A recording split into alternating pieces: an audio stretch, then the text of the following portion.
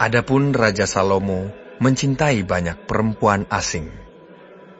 Di samping anak Firaun, ia mencintai perempuan-perempuan Moab, Amon, Edom, Sidon, dan Het. Padahal tentang bangsa-bangsa itu, Tuhan telah berfirman kepada orang Israel, "Janganlah kamu bergaul dengan mereka, dan mereka pun janganlah bergaul dengan kamu.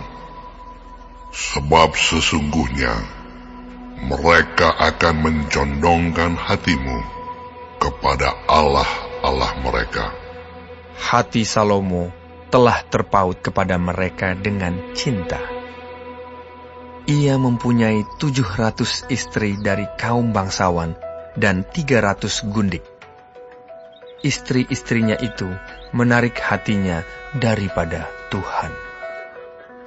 Sebab pada waktu Salomo sudah tua, istri-istrinya itu mencondongkan hatinya kepada allah-allah lain, sehingga ia tidak dengan sepenuh hati berpaut kepada Tuhan Allahnya, seperti Daud ayahnya. Demikianlah Salomo mengikuti Asitoret, dewi orang Sidon, dan mengikuti Milkom, dewa kejijikan, sembahan orang Amon. Dan Salomo melakukan apa yang jahat di mata Tuhan, dan ia tidak dengan sepenuh hati mengikuti Tuhan seperti Daud ayahnya.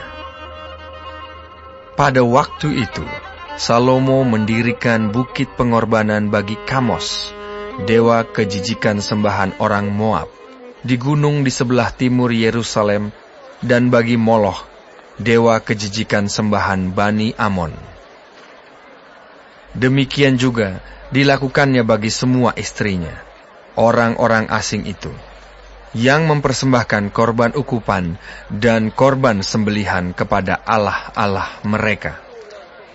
Sebab itu Tuhan menunjukkan murkanya kepada Salomo, sebab hatinya telah menyimpang daripada Tuhan, Allah Israel, yang telah 2 kali menampakkan diri kepadanya, dan yang telah memerintahkan kepadanya dalam hal ini supaya jangan mengikuti allah-allah lain. Akan tetapi, ia tidak berpegang pada apa yang diperintahkan Tuhan. Lalu berfirmanlah Tuhan kepada Salomo, "Oleh karena begitu kelakuanmu, yakni engkau tidak berpegang pada perjanjian dan segala ketetapanku yang telah kuperintahkan kepadamu, maka sesungguhnya aku akan mengoyakkan kerajaan itu daripadamu dan akan memberikannya kepada hamba-Mu.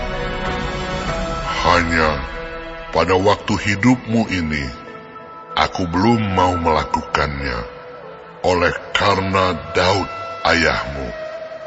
Dari tangan anakmu lah aku akan mengoyakkannya. Namun demikian, kerajaan itu tidak seluruhnya akan kukoyakkan daripadanya. 1 suku akan kuberikan kepada anakmu oleh karena hamba-Ku Daud, dan oleh karena Yerusalem yang telah kupilih." Kemudian Tuhan membangkitkan seorang lawan Salomo, yakni Hadad, orang Edom. Ia dari keturunan Raja Edom. Sesudah Daud memukul kalah orang Edom, maka Panglima Yoab pergi menguburkan orang-orang yang mati terbunuh, lalu menewaskan semua laki-laki di Edom. 6 bulan lamanya Yoab diam di sana dengan seluruh Israel, sampai dilenyapkannya semua laki-laki di Edom. Tetapi Hadad melarikan diri bersama-sama dengan beberapa orang Edom dari pegawai-pegawai ayahnya, dan mengungsi ke Mesir. Adapun Hadad itu masih sangat muda. Mereka berangkat dari Midian, lalu ke Paran. Mereka membawa beberapa orang dari Paran. Lalu mereka sampai ke Mesir, kepada Firaun, Raja Mesir. Ia ini memberikan rumah kepada Hadad, menentukan belanjanya, dan menyerahkan sebidang tanah kepadanya. Hadad demikian disayangi Firaun, sehingga diberikannya kepadanya seorang istri, yakni adik istrinya sendiri, adik permaisuri Tahpenes. Lalu adik Tahpenes itu melahirkan baginya seorang anak laki-laki, Genubat namanya. Dan Tahpenes menyapih dia di istana Firaun, sehingga Genubat ada di istana Firaun, di tengah-tengah anak-anak Firaun sendiri. Ketika didengar Hadad di Mesir bahwa Daud telah mendapat perhentian bersama-sama dengan nenek moyangnya, dan bahwa Panglima Yoab sudah mati juga, maka berkatalah Hadad kepada Firaun, "Biarkanlah aku pergi ke negeriku." Lalu bertanyalah Firaun kepadanya, "Tetapi kekurangan apakah engkau padaku ini, maka engkau tiba-tiba berniat pergi ke negerimu?" Jawabnya, "Aku tidak kekurangan apapun. Namun demikian, biarkanlah juga aku pergi." Allah membangkitkan pula seorang lawan Salomo, yakni Rezon bin Eliada, yang telah melarikan diri dari tuannya, yakni Hadadezer, Raja Zoba. Ia mengumpulkan orang-orang, lalu menjadi kepala gerombolan. Ketika Daud hendak membunuh mereka, maka pergilah mereka ke Damsyik. Mereka diam di sana, dan disitulah mereka mengangkat Rezon menjadi raja. Dialah yang menjadi lawan Israel sepanjang umur Salomo. Ia mendatangkan malapetaka sama seperti Hadad.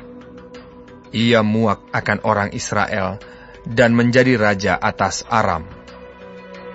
Juga Yerobeam bin Nebat, seorang Efraim dari Zereda, seorang pegawai Salomo, nama ibunya Zerua, seorang janda, memberontak terhadap raja.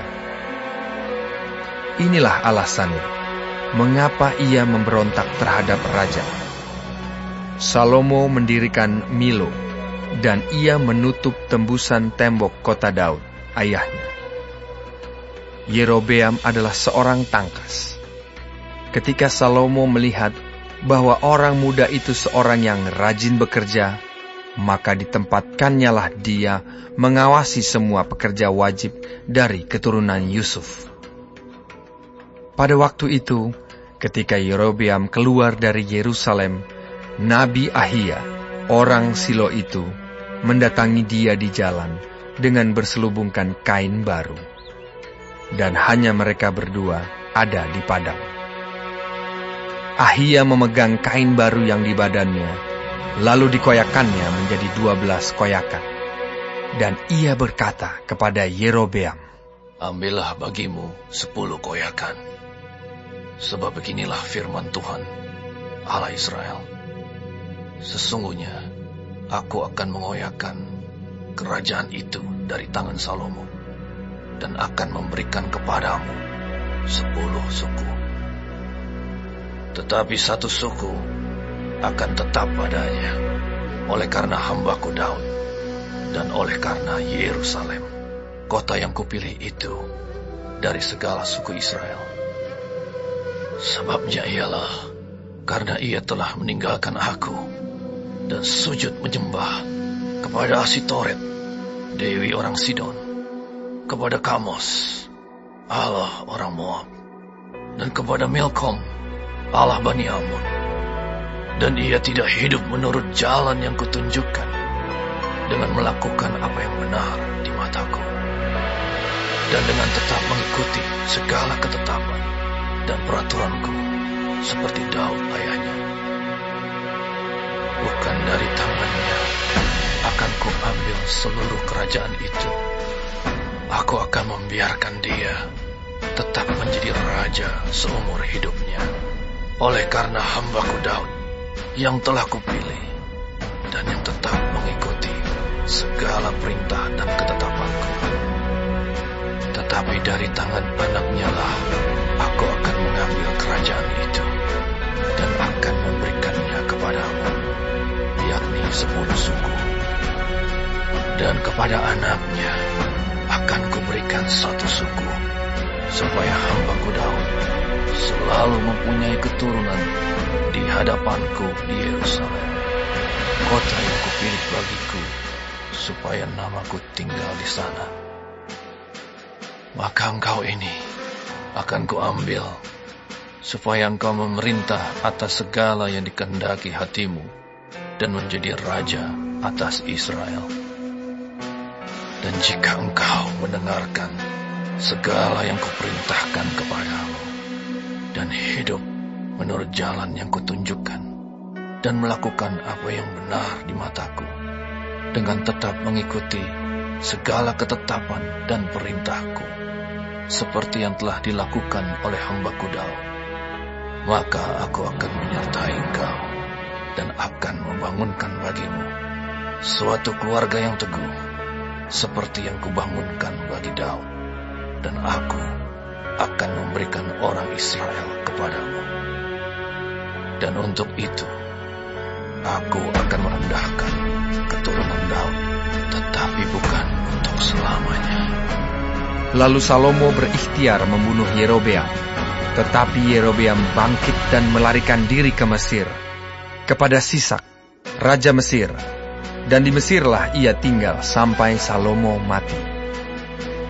Selebihnya dari riwayat Salomo, dan segala yang dilakukannya, dan hikmatnya, bukankah semuanya itu tertulis dalam kitab riwayat Salomo? Lamanya Salomo memerintah di Yerusalem atas seluruh Israel ialah 40 tahun. Kemudian Salomo mendapat perhentian bersama-sama dengan nenek moyang, dan ia dikuburkan di kota Daud, ayahnya. Maka Rehabeam, anaknya, menjadi raja, menggantikan dia.